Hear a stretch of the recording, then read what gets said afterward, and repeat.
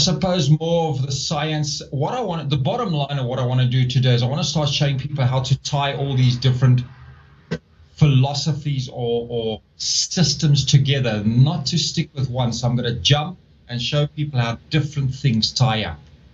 Brilliant, brilliant. You can just carry on then if you want. I'll let you go. All right. All right.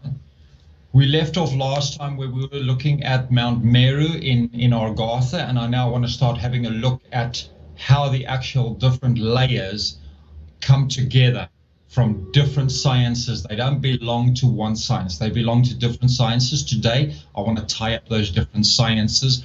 It's going to move at a pace, but there are some secrets in there for people who find them. I'll also give a little, let's give some little riddles or some little secrets, some little puzzles for people to have a look at. Yeah, good stuff. Okay, what I'm going to do is I'm going to share screen so we can actually start talking and having a look while I talk, so people can actually follow what's actually going on. Okay. So let me share the screen, yeah? Right, start. Okay, that one you can see now, right? Not yet. Yes, there we go. Okay. So this is Holger, is there any chance you can get my face off the screen? You know, that's it. Brilliant. Like that. Right. Okay. If you have a look at, we'll have a look. There's different. This top right picture is what I used last time of Ashgard, or of Yggdrasil, the tree that leads to the 9 worlds in Argatha. Yes. Okay. Today I want to look at this one. This is where anybody who's following any of the major sciences, the trick is not to stick with one artist, not to stick with one system, not to stick with one anything, but to go wide. Now, in this one, very pretty picture, and it's more attractive because of the blue and the let's call it the more mysterious or the more artistic depiction. There's a snake on there, which is what this one deals with. I want to have a look. So you've still got your snake over here. Now, here's Midgard. This is what we call Earth. This is the realm of Earth. You've got what they call Ashgard, or what we call inner Earth. This sits over here. Now, you'll see here with these worlds, these tree roots. This is an ash tree. Yggdrasil is known as an ash tree. These roots lead to different worlds. However, if you look carefully at the picture, you will notice that there's a secret in here that we don't pay attention to. So if you have a look, you can see, all right, we're not going to get into where this goes yet, but let's look at Earth. We're Earth here, and we are right next door to Argatha. So the question becomes, we can get to Argatha through different means. There we see roots, but here we've got tunnels. So the trick is to, when you look at a picture, don't look at it superficially. Look at it in detail. All these actually show different cave systems or different systems burrowing in to Argatha from Earth. You can see here you've got some cross sections which should tell you in itself there's other directions or something moving almost at 90 degrees to those tunnels, which in itself is another story yet again. We're not going to get into that today. Here's some of our highest mountains, if you want to call that, or if you want to see this pyramid of Giza. These are telling different stories. I want to dig into these links or these routes that lead into the other worlds. But what we don't really look at is this rainbow, what they call Bifrost. Okay, do you know, I wonder how many of the audience here actually realize the difference between this connection from Earth via Ashgard to these worlds versus this system. These are two different systems. And we don't pay attention. We just think, oh, well, it's a rainbow. But it's much more than a rainbow. Let me see if I can go to this picture. Let me see.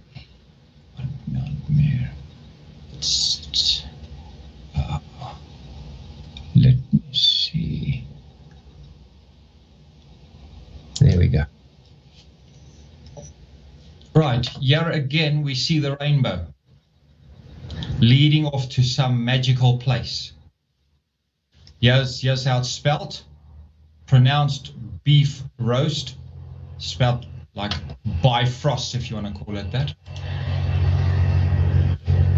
Off the top of your head, I mean, can you see here we've got two systems of accessing different places? Yes, one looks like a physical and one looks like something else, doesn't it? Like you say, a portal. Yeah. So these are actual what we call, not the snake, but these roots of how we access from Mount Meru. We would go, let's go. Right. From Mount Meru, we would go into Agartha, for example. Let me see if I can bring one up. Let's see which one. All right. Is this one? I'm trying to show it up. Is that fairly large? Is that clear enough? Yeah, not too bad. Okay. All right, here's your valley. We then go up to Mount Meru. We then enter into another wormhole, or into the wormhole, and we move off into one of these dimensions, which is here. We've got this. We go into Agartha, or into that place, and then we enter either through the roots. So we can, from there, we can either enter through the roots into these 9 worlds, which is one type of Stargate, or you've got a second type of Stargate here. So people assume there's only one type of Stargate. There's not. There's 2 types of Stargates, essentially 2 types of Stargates. We, through the movies and through the limitation of the videos with Hollywood and all that, we always assume there's only one wormhole, one Stargate, one portal, but there's not. This picture clearly shows you that there's a portal or a Stargate that leads via a route or physical structure, as you say, and then you've got this other beef roast. Now what I'm going to do is I'm going to show people how to start thinking for themselves without listening to what the media tries to control in telling us how to think. If you have a look here, you've got the physical tree. Okay, it's a representation, but we've got a physical tree that has its roots lead to a world. Then you've got this second type of wormhole that can lead to who knows where. Now, when you have a look, why do we have 2 separate or 2 different types of wormholes? I'm going to give the secret away. Yeah, it's up to people now, as I start giving through this talk and my future talks, to start putting these pieces together for themselves. And I'm going to give you the first example. What essentially is the difference between this wormhole and this wormhole is, as you know, with this type of rainbow, we can't physically get onto it, and yet this was one of the systems that the gods traveled on. That's why you'll get these little tales that we tell children, that these leprechauns could travel or have something to do with these rainbows. When we look here, this is let's call it to the physical world. These roots go to physical worlds. The secret here is this leads to invisible worlds. They are not of these 9 worlds. They lead elsewhere. So when you'll go to, let's go here to Mount Meru. No. When we go to this Mount Meru, we assume there's only one Stargate there. There is not. There are 2 Stargates, which now starts telling you we've got different clans ruling different things, which is why in this one you'll see, for example, 4 layers or 4 levels. There's a 5th one there. You start realizing that you've got different systems within one. And this picture, that's the whole secret, is to read deeper into it and just start thinking. So yeah, I'm giving a secret to everybody, that you're going to look at this picture and you're going to realize you've got one type of wormhole and you've got a second type of wormhole with that rainbow.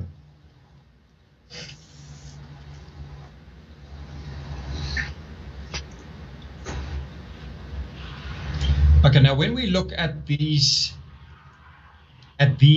other worlds that go beyond our 2, you've got these worlds that go down. Now, Odin, I want to tie in now Norse mythology. Let's tie Norse mythology and let's have a look at Odin, who is supposed to have sacrificed himself on this tree to obtain the runes. Now, the runes came from what they call the Well of Urd or Urd, which is another word for destiny. That is this well over here.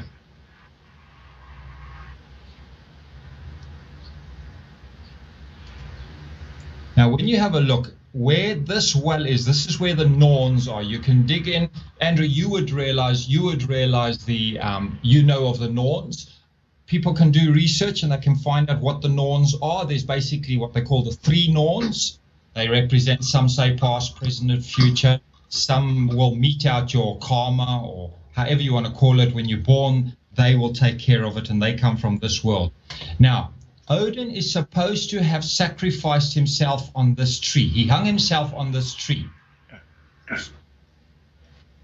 But I want to dig a bit into that and actually start thinking slightly different as to the typical story that we're told, the traditional accepted story.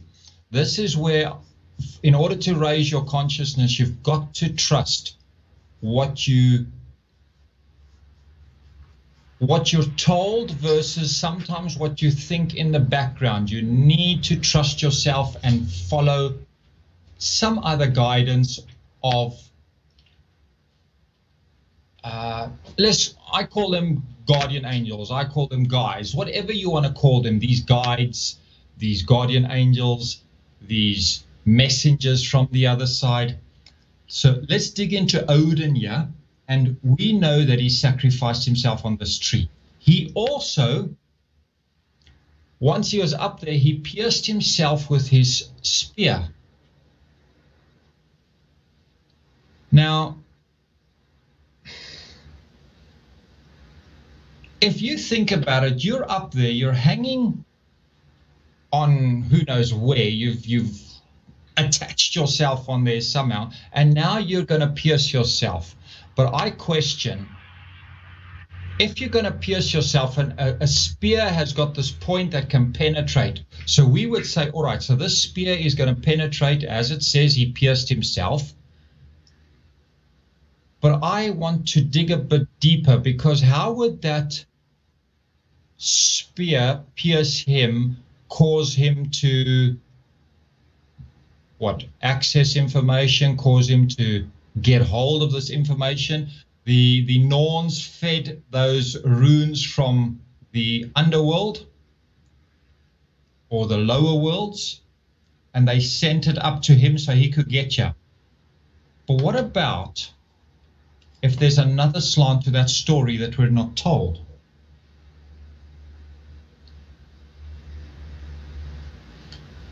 Odin's spear, I don't have a picture of it now. Maybe let's see if I could get it. According to the runes, let's see, Odin's spear. Let's get this one here. Click images. It doesn't give it there. It's that Y. I'm looking for that rune that gives it. It's basically a straight spear with a V on the top.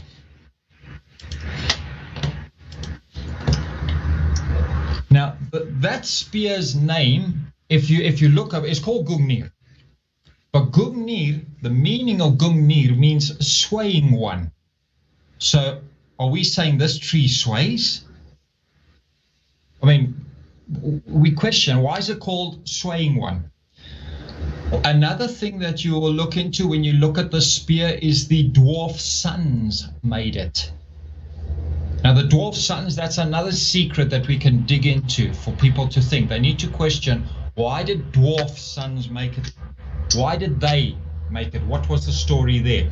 Another thing that's told is it's made of something called uru. Uru is another word for sunlight. Now, you'll find that information on the internet.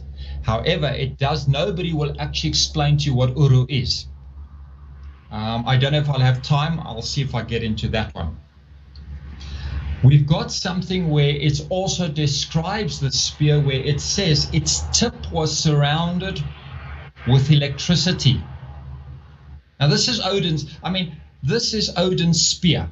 It's supposed to have electricity at the tip. It sways. It's made from uru, which is sunlight. It has the ability to fight the frost giants. He also used it in a fight against Thor. An interesting thing is the wording. Very, very interesting how the wording is said on the net, where it says that this spear could fly after its target and return to its owner. It does not say Odin, to its owner. These are all secret words or secret little parts. We don't always read into it.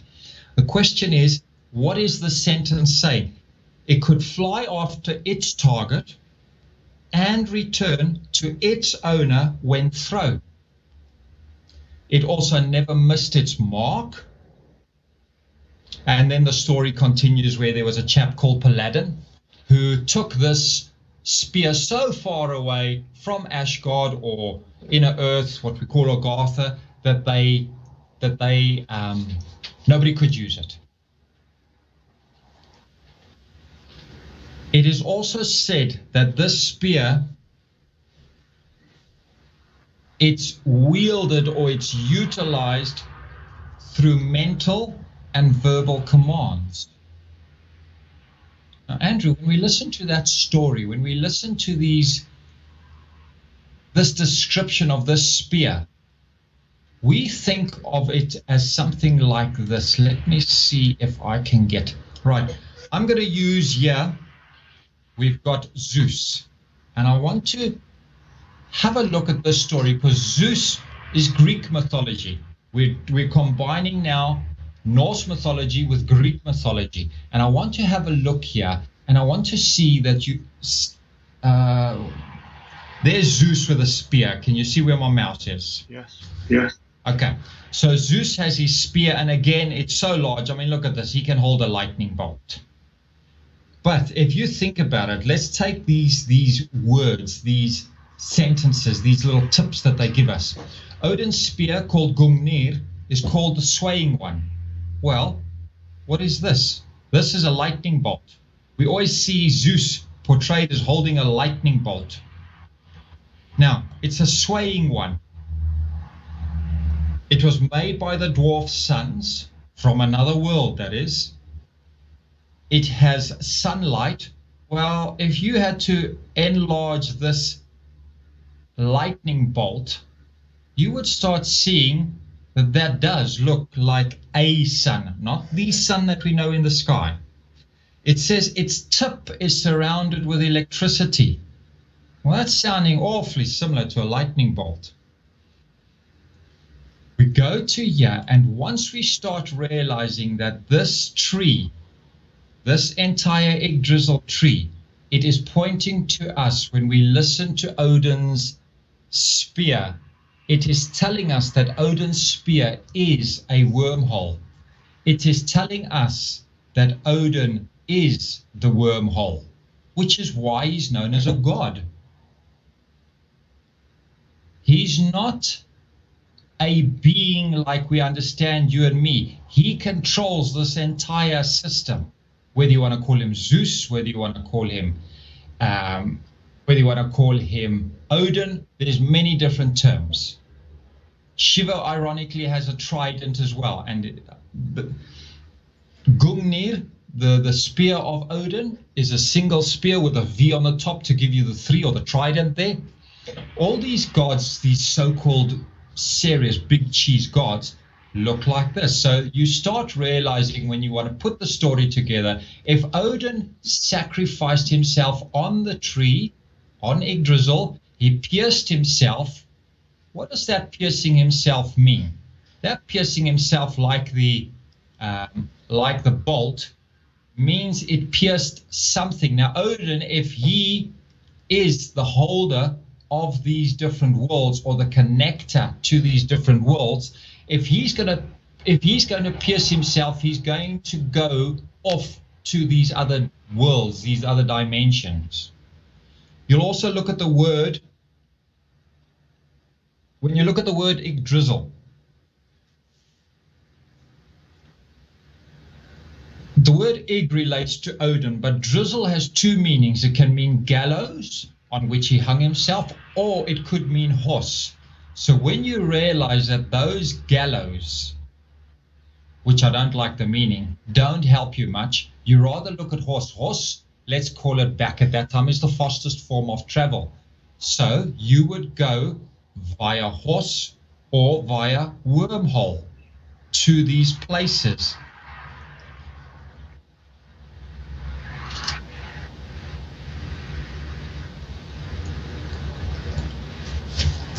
I want to take it into, okay, let's go into another part. I want to move on a bit. Are you all right with that? Does that explain a bit more there? Yeah, that's fantastic. Can you just getting a bit of feedback again, Holger? Bit of feedback, okay. Is that better? Hello? Yeah, that's better. Okay. Now, I want to bring us into something that we in the West, when we look at the 7 wonders, when we look at the 7 wonders of the world, one of the 7 wonders is what they call the Hanging Gardens of Babylon. So now we move into another philosophy, into another, let's call it another mythology, and we talk of the Hanging Gardens of Babylon. And everybody tends to draw these type of pictures. Now, Andrew, as far as I've gone, this top left picture, as far as I've gone in my studies, this does not look like a wonder to me, this picture of the Hanging Gardens of Babylon. Sure, it's opulent. I want you to look at this picture here, 2nd row down, 3rd on the right, and you'll see again, you've got these layers. And you start questioning to yourself, what is it with these layers? Which obviously points to these different worlds. They're different worlds, whether you go to the Tibetan philosophy, where you've got the different worlds, you've got the different dimensions, whether you look at Yggdrasil, they're all telling the same story. You've got different worlds, you've got a different tier system, you've got different places they go. They all seem to have trees, and yeah, we got palm trees. I mean, look at those gates. Those are gates in there, and these are all fictitious pictures. Nobody actually knows what it's like, because they supposedly got destroyed how many hundreds of thousands or thousands of years ago. But I want to go back to this picture, and one of these worlds, I don't know if you've ever dug into the Hanging Gardens of Babylon, but they've just never made sense to me. I don't know about you, Andrew. I want to now start looking at, do one of these wormholes or stargates lead to the Hanging Gardens of Babylon? Now, that's the story we told. This is what the Hanging Gardens of Babylon look like. I mean, that's not very striking for me, unless I go to this. Do you recall where you saw this picture? This was in the movie Avatar. I don't know if you saw the movie Avatar. Yes, it is. Do you remember those hanging mountains that were in the sky? 1 minute, Holger, it's a bit blurry. It's just loading. Let it load a minute. Okay. And then, yeah, it's better. There we go. Okay. Do you remember in the movie Avatar when they flew off with their UFO and they went amongst these hanging mountains? Yes, I do, yeah. That is the Hanging Gardens of Babylon. This is what you're looking at, and there you see Yggdrasil. There you see the Nephilim, the big cheese who we always worry. Remember I told you that the Nephilim are far more deeper in one of my previous videos. I said the Nephilim come from a far deeper world than what we think they're in Argatha. Here is their domain. They come from a very, very far world. We've got a fire world. The Nephilim and fire are affiliated with each other. You can see clearly they are not the same, but they come from the deeps. This is from where your soul comes. So the Nephilim, not the giants that we understand. The story of the giants that we've been told, that's a bedtime story. That's not the truth. The Nephilim go much deeper than that. The Nephilim are the originators of the soul. They will actually bring the soul into the body. And these are who generate or who try not to get too hung up on the words that I'm using. I'm trying to put it at a level of words when I say generate souls. People are then now suddenly going to say, oh, so is a soul born? No, soul is not born. I'm trying to make a point here. The Nephilim are the controller of the soul. And they exist far, far away from what we call the Argath, or however you want to take it. So this is not the Hanging Gardens of Babylon, and we're continually told by the media, this is the Hanging Gardens of Babylon. It is not. It is this crowd. These are the 9 worlds, and that's why they are a wonder. They are one of the 7 wonders of the world. I mean, you can go into the different wonders of the world. The Pyramid of Giza. What's going on there? Why is that? One of the 7 wonders, the Lighthouse of Alexandria, the Mausoleum, I mean the statue of Zeus. I've already gone into Zeus and I've now already shown you. Well, why are they giving us the secrets, but we're not reading it, we're not seeing into it. Zeus with that, where it talks of, just go and read it. The statue of Zeus at Olympia, he's known as one of the 7 wonders of the world. Well, of course he is. He's our Stargate. One of our stargates. He's that physical stargate that exists within Argatha. We look at the others, the Temple of Artemis. You got to start looking, what are these all doing? Why are these? Only one exists today, and that's the Great Pyramid of Giza. The rest no longer exist. So we're told. But the question is, do they still exist or do they not? We assume these 7 wonders of the world are places that physically existed on Earth. But if I've already shown you now that that Zeus, that pyramid, is actually the wormhole, you can start questioning to yourself, so what we consider the 7 wonders of the world is not what we think it is. We're looking for a physical place. And this is in Argatha. This wormhole, so Odin or Zeus is the wormhole. We need to then understand this is why you'd pray. That's why the old ancients told us you would pray to these people. Well, if he is the wormhole, you're going to pray to him to take you to your destination. Notice the eagle in the background. Can you see that eagle? Yes. So that's flight. What is the eagle doing with Zeus and a bolt of lightning? I mean, that doesn't make sense. Here's Zeus with his eagle. There's he's holding the wormhole. There's his spear. Notice the egg on the top, the birth. Eggs are very, very symbolic. There's your 3-pointed trident. And here is his. What is Zeus doing with an eagle? We're not told the story. All these gods had special animals. I'm also I follow, because of astrology, I follow a lot of Hinduism. And Hinduism, each of the gods had an individual separate vehicle. This is Zeus's vehicle. So when you start asking yourself, what has Zeus and a lightning bolt got to do with eagle until you realize it's flight, it's movement. Then you have to start asking yourself, why does the American government have a two-headed eagle? Now you can start answering some questions for yourself. Is one the invisible wormhole and the other one the physical? Very interesting. That's what I find interesting. And these are the secrets I want to show people. Start thinking for yourself. Don't believe the stories as they come across. Think for yourself and put the pieces together. Go within, question. Question everything. This picture of Yggdrasil. Look at everything. Yeah, it's got claws.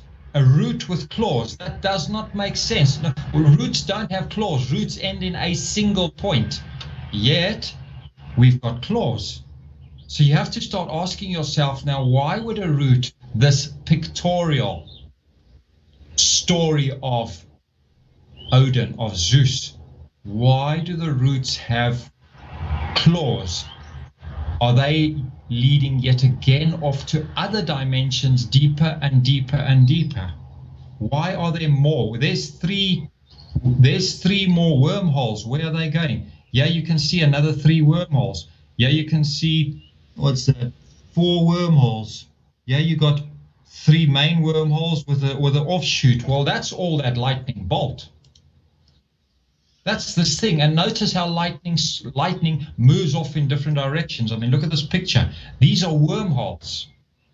And it's made of sunlight. Odin's spear is made of sunlight. So you have to start questioning, what is all of this? Okay, I want to move. Have you got any questions what I've said so far, Andrew? Do you know any other names for the tree of life in other languages, so anyone else in another country can see the similarity? Okay, you've got the Kabbalah. The Kabbalah runs, it focuses. Now that's where you need. Now suddenly we are not going to embrace somebody else's philosophy because they're not my religion or my faith. I mean, that's crazy. That's how they are. That's how they're dividing and conquering us.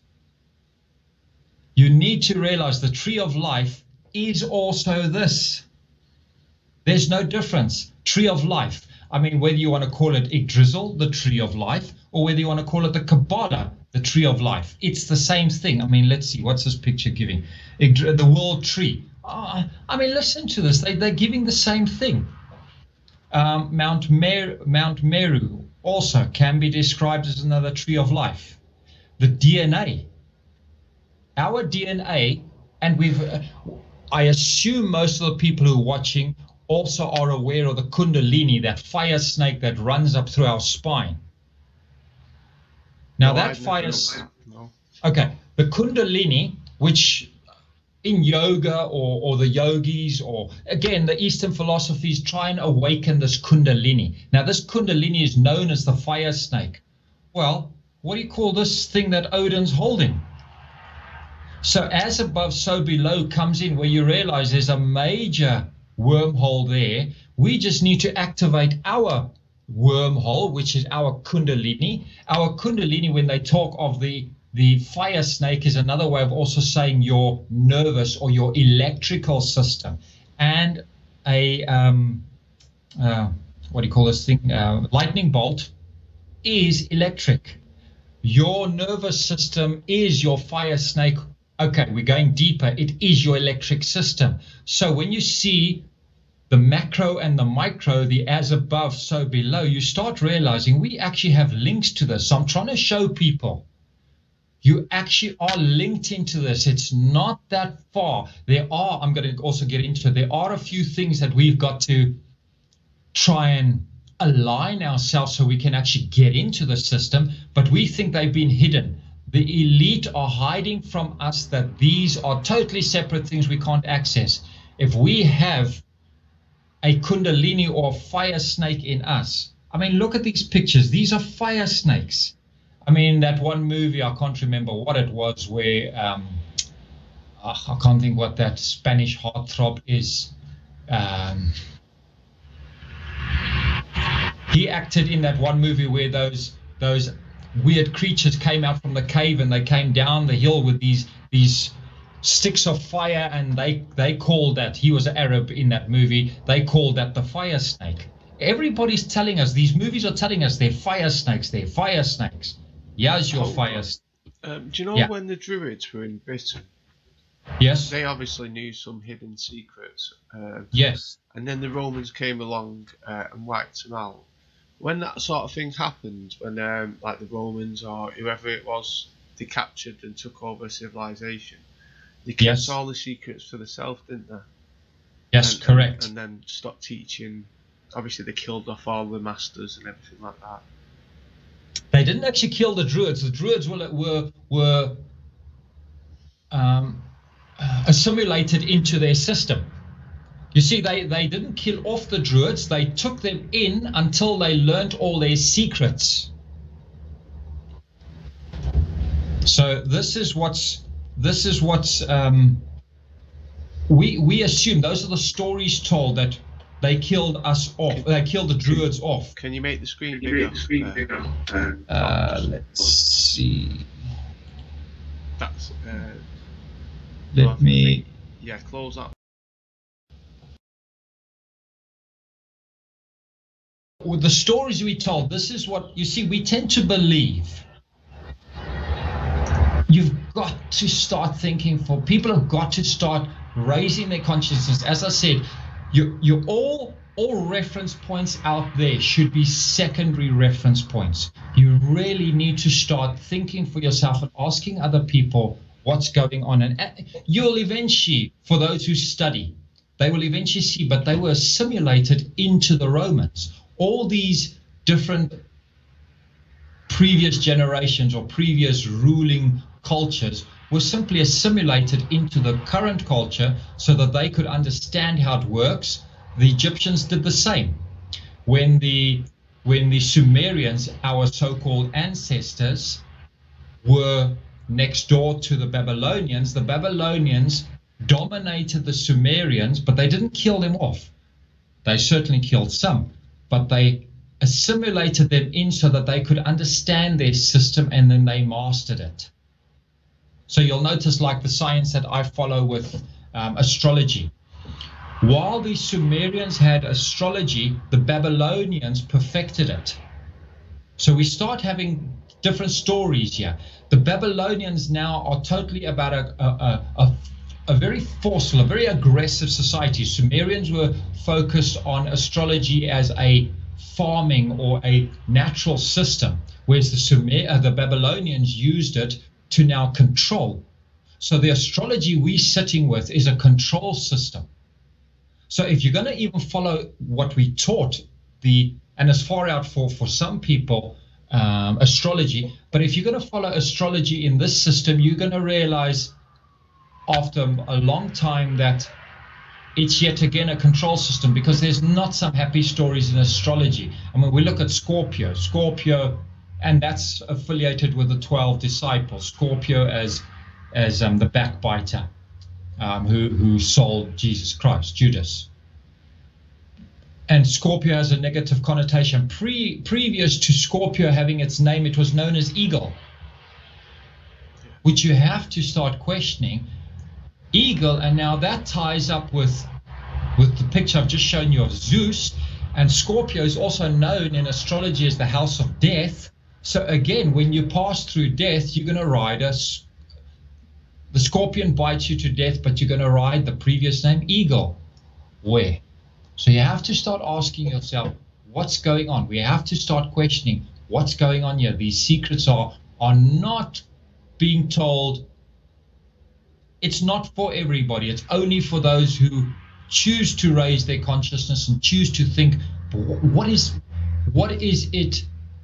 What's it alluding to? What's it actually telling us? So when you realize that the previous name of Scorpio was known as eagle, in Indian philosophy, in Hindu philosophy, Scorpio is also known as the vehicle of Krishna, who's like the big god. And that god's name was called Garuda. Now, Garuda is an eagle. it all starts tying up. I don't care which philosophy you come from, whether it's Zeus, whether it's his spear of Odin, whether it's astrology, they're all tying up. So we just need to realize, take all these things and don't limit yourself to one path. When you limit yourself to one path, you're not going to get the answers. Yeah, brilliant. Can I ask you some questions? Is that okay? Yeah.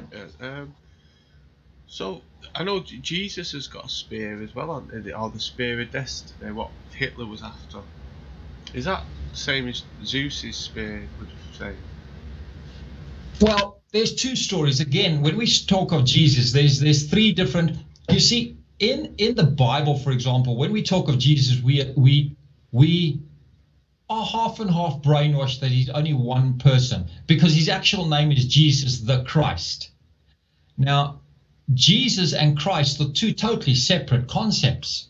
Jesus is what we call the physical being or the physical person, whereas Christ was his essence or his spirit part. So I prefer, when we talk of this being, we talk of Jesus the Christ, so that we encompass both his physical and his spiritual aspect. So now, depending what you want to go into, we then ask, well, what was Hitler after? As you say, the spear. Well, Jesus went to the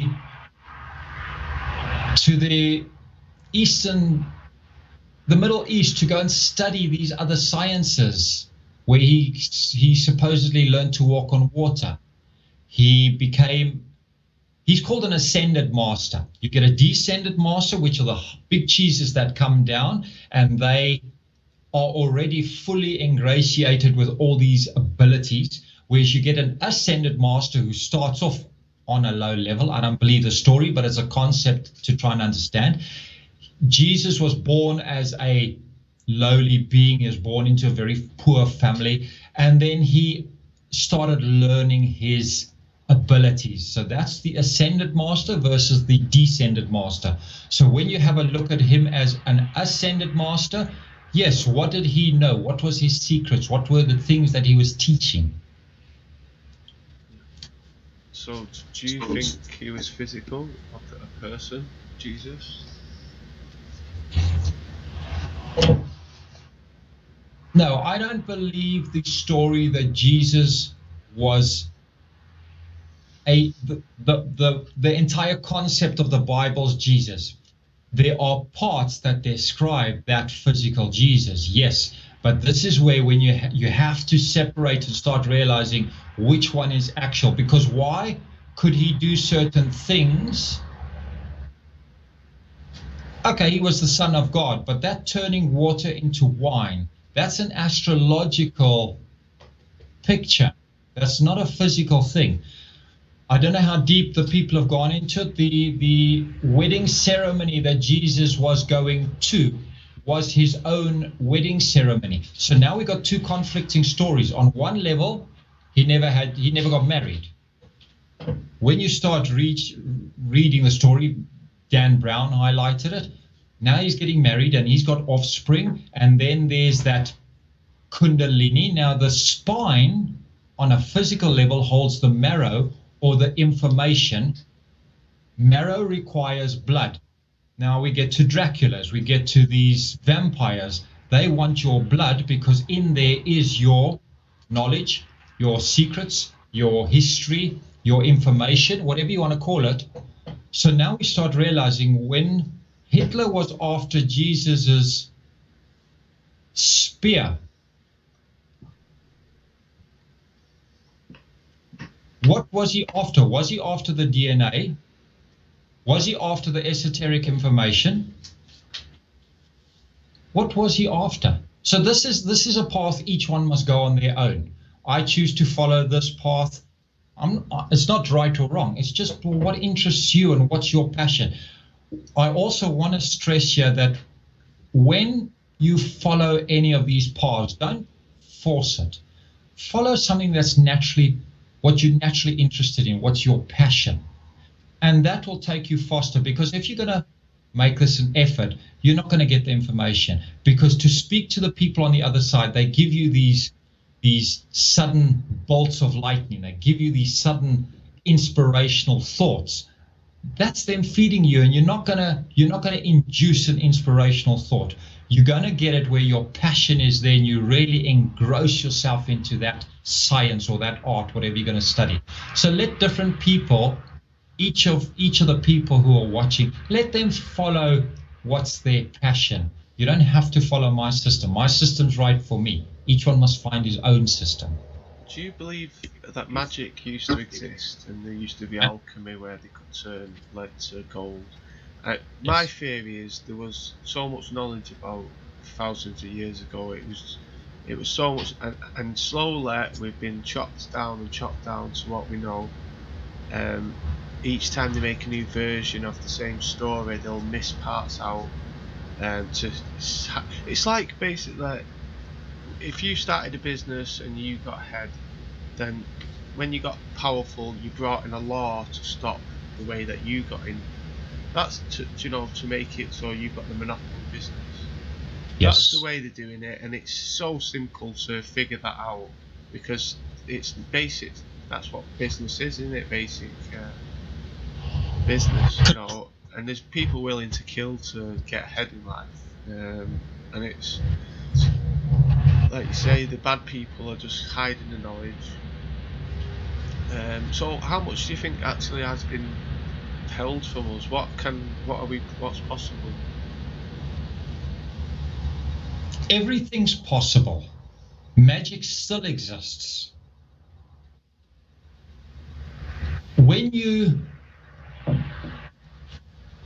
Magic can be used for good, magic can be used for bad. Voodoo is the control system that we think is bad magic. It exists. Africa, and I'm going to get into that shortly as well, and I'm going to start showing you, if you want to understand magic, you're going to have to start raising your consciousness. The only way you can master or use magic is to realize that you're not going to limit yourself to this physical world. And that's what the divide and conquer system also applies to. It doesn't just relate to divide the human species. It relates to divide your inner self, divide your different mental faculties. In other words, you want to bring in your psychic with your cognitive or your mental abilities with your physical body. Once you combine them, you can create magic, but you're not going to create magic alone, purely on the physical single platform of life. You have to combine three systems. And again, why is Odin's spear a trident? Why is Shiva's spear a trident? What are these telling us? I mean, Neptune's spear is a trident, and they keep coming. I mean, the Egyptian gods, when we see them, came in three. There's in the Christian religion, there's the Trinity. And again, what is the Trinity? I mean, we talk of God the Father, who's this invisible force. We talk of the Holy Spirit, who does all his work. What is that Holy Spirit if you start realizing, but is that Holy Spirit a wormhole? I mean, what are we talking about? And then you got Jesus, who was this physical son. And then I and my Father are one. Are they one because they're just different aspects of the same thing? And then we want to limit Jesus to a purely physical being? So the story, this is why I will jump. The story, sometimes you will see, but I don't believe in Jesus. But telling the story this way, oh, I believe very much in Jesus. Yeah. And of course he's my savior because he's going to take me through the channels. So without the physical, I'm not going to get to the mental. Without the mental, I'm not going to get into the spiritual. Combine the three, you've got magic. So have you ever seen magic, or do you know a mage or anything like that? Yes? Oh my God. It's, we think magic, I mean, the Hollywood magicians on the stage do sleight of hand. The top 5 magicians don't use sleight of hand. The top 5 magicians are actually using otherworldly abilities who are not their own. So they're just calling on higher powers.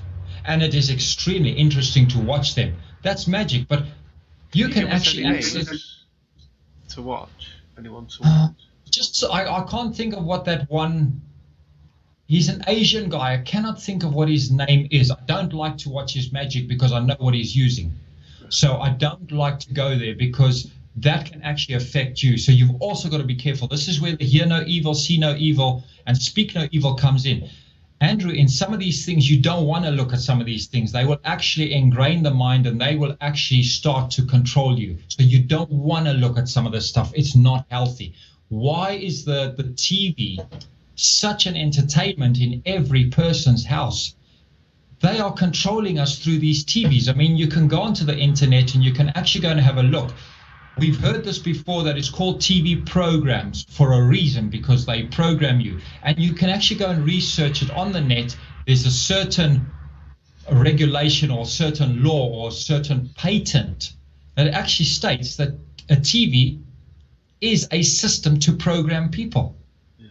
And now we go and watch these on top of it. Now we're getting programmed even more, where we watch, I think, is his name Dynamo? I can't think what that magician's name is. Yeah, Dynamo. Okay. Now he's not using physical things as magic. He's using otherworldly stuff to do magic. Right. It's impossible to do some of that stuff. But when you realize what he's using, it no longer becomes magic. The point is, why don't we do it for ourselves? He chooses to call on somebody on the other side because he wants power, he wants fame, he wants wealth. But if you're going to do it for the wrong reasons, for control, for ego, Andrew, you're not very elevated. I mean, David Copperfield, what were these guys doing? Some of his magic was genuine sleight of hand and special effects, but some of those things he did are genuine, they're true. And that guy Angel? Oh, Chris Angel. Pauline's telling me now about Chris Angel. Chris Angel as well. He's into some far out stuff. And is this dark side stuff? There's dark side, but there's also light side. You see, we want to lump somebody as only good or only bad. Yeah. We have got everything in us. In astrology, you've got what they call the cross. And that cross reaches to 4 different signs. Now, according to your time of birth, the different signs will land on those 4 main points. So at any one time in astrology, you are composed of these 4, what we call cardinal houses, cardinal signs. You are a combination of all of that, and combined together in the circle in the center in an astrology chart, you become that. So you can have good and bad in one. Another thing is, when you look at astrology deals with constellations. Now, constellations on average have 15 stars per constellation. Some have as little as 4, some have 100 and more. So let's just call the average constellation of these 12. There are an average of 15 stars. Each star holds a different species. We assume that one constellation is a species, a being. But when you realize that each of those in a constellation, each different star holds a different species, and within those species are parallel worlds, Andrew, you can start realizing how complex the system becomes. So then that's where they made it easier for us lowly folk, and they said, all right, let's give each constellation a ruler planet, and we'll focus on that species alone. But as I told you before with the runes, when you're limited to that one species, you don't get the full picture. And this is what I've seen an interview with an ex-Illuminati member, and he was saying that they can speak to the dead. Is that true as well? Yeah, well, when you think of the dead, I mean, if the soul can't die, I mean, when they say they speak to the dead, that's let's call it, that's word magic. Yeah. Nobody's dead. So if you've passed over, what's that guy who talks to the dead, who's very much onto, I can't think of his name, but he talks to the dead, or they passed on. Well, if they're dead, if something's dead, it cannot respond. They're on the other side in another form, and we're speaking with them alive, very much alive on the other side. If I'm seeing things or hearing things, I'm not hearing it from the dead. Death Death, let's just call it, is a process to move the soul up to another dimension or into another dimension. It's not that it ceases to exist. So for him to say he talks with the dead, Andrew, that just makes it sound more scary. But when you start realizing that these things are not so fantastical, you see, the movies sensationalize everything. We need to realize that there are logical, mathematical explanations to these things. And when you realize that, it doesn't become this attractive magic. It just becomes, can you handle that field of magic, or can you handle that field of magic? It just becomes, and this is, you're not going to get to those levels unless you open your mind up to now start studying all the aspects, the maths, the science. And I'm not talking about the heavy, boring maths that we talk in school. That's not fun. I'm talking exciting maths, like what I did for you with Yggdrasil. That's fun maths. Maths is what we've got a rainbow and we've got roots. We've got two wormholes. That's exciting maths. We're not talking of one wormhole. Then you have to start questioning for yourself. We get the human eye, which is a round hole. The pupil is round. And yet we look at the, let's call it the ruling elite, who are these so-called lizards with that serpent eye. Yeah. But nobody talks of those wormholes. We've got different wormholes, and we're assuming because they're serpents, oh, they're all bad.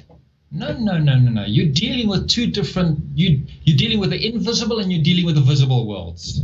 So say one of us managed to get to a wormhole and one of these ancient sites, and we found ourselves, I don't know what it'll look like inside, say it's a circle of stone. So how would that be activated? Would you just walk into something and disappear, or would you have to activate it somehow, or is there a chant, is there magic involved? Is it like an electric thing? Is it man-made?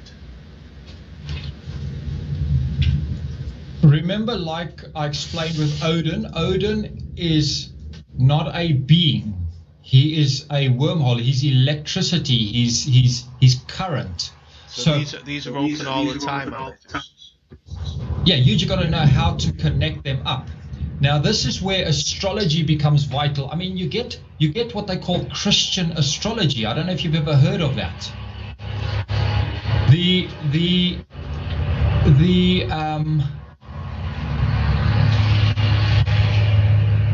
two things. Let's go to a very basic example. The American inauguration of the president is held on the 20th of January. Now, if we're working on a calendar system, a Roman system, the Roman law that rules this world, why does the American inauguration, not the elections, the inauguration, why is the inauguration held on January the 20th? I mean, that's an odd date. Why not at the beginning of the month? Why not maybe halfway in the month of 5th? But why the 20th? That's a really odd date. Until you realize that the 20th is the start of the sign of Aquarius. So then you have to start questioning. So politics is riddled with astrology. Yeah, the Pope and the entire Vatican runs on, they understand astrology, they understand the Kabbalah, they understand all these things. They have got gates. I mean, you can go and look at Mount Graham, which the Vatican fought to take away from the Red Indians. Why do they want that Mount Graham? That's a portal into another world.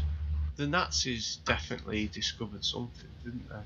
Because they went to all these places. They went to Tibet, they went to Egypt, they went to Antarctica, and they looked for holes. There's maps showing they look for holes to inner Earth. So they the Germans definitely didn't know before 19, like, you know, they weren't interacting with anyone, was they? Or is it like the leaders knew, and then once the people found out, they started looking for themselves, and then was this why World War II started? Was we lied to about why it was started? Was this all because of the knowledge that was coming out? Hitler somehow just gave up and he didn't bother to fight. After the Second World War, he gave up. I mean, what power-hungry freak is just going to give up on he's already making inroads. Yes, he had a bit of damage and some collateral damage or whatever you want to call it. But if you want to go into power, you're going to go into things beyond the physical. So while he was trying to, the stories told, he was fighting this country, he was fighting that country. Well, why did they take all those artifacts? You have to start asking yourself, what, they just took famous people? And the question is, why were they famous? Why is anybody famous today? Because they've got secrets.